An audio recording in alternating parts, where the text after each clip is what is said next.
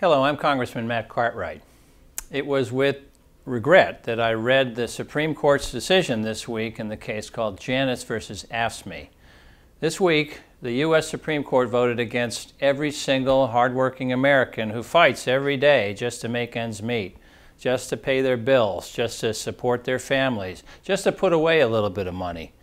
This week's decision undermines the freedom of people who keep us safe. The first responders, corrections officers, police officers, snowplow drivers and firefighters, teachers, sanitation workers, all public service workers, public servants who go out there every day for you, for me, and for our kids. This 5-4 vote, this decision undermines their very freedom to negotiate for decent pay and fair workplaces. I represent northeastern Pennsylvania, a place where the right to bargain collectively is time-honored. Back in 1902, this man, John Mitchell, a labor organizer, came to the area, and what he found was miners working all hours in terrible conditions and for meager pay. He also found that the workers were unable to join together because of ethnic differences, and the mine owners played those ethnic differences off against each other. Somehow, and to his everlasting credit, Mitchell was able to get the workers to look past their differences and get them to go out on strike together.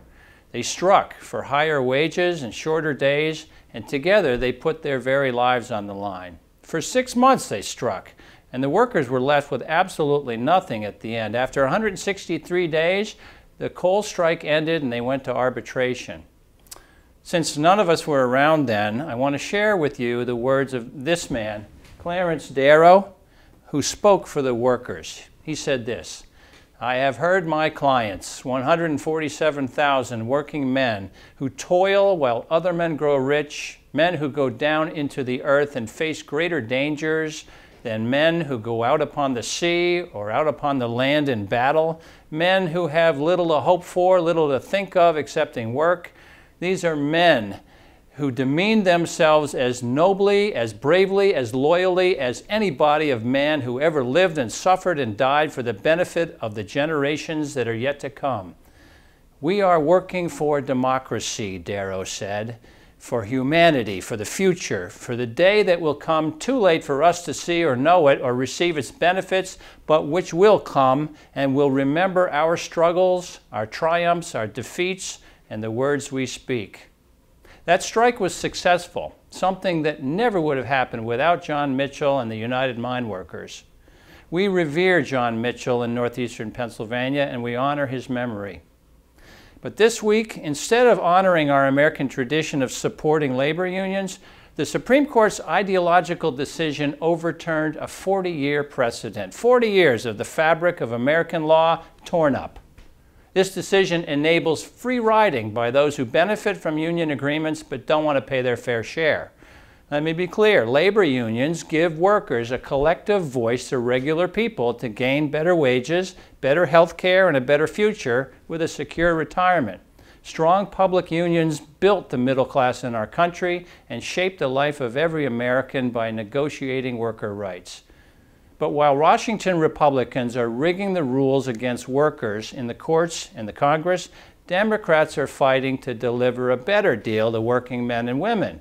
Now is not the time to turn back the clock on fair pay. Now is the time for us to fight back. That's why yesterday afternoon, joined by Senator Hirono, I proudly introduced the Public Service Freedom to Negotiate Act.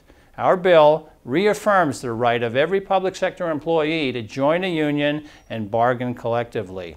In the face of new attacks on workers, Democrats are advancing new solutions, building on the bold commitments of our economic agenda for America, giving workers the freedom to negotiate a better deal. While the Supreme Court may have turned its back on American workers this week, Democrats in Congress have not. We stand with our union brothers and sisters.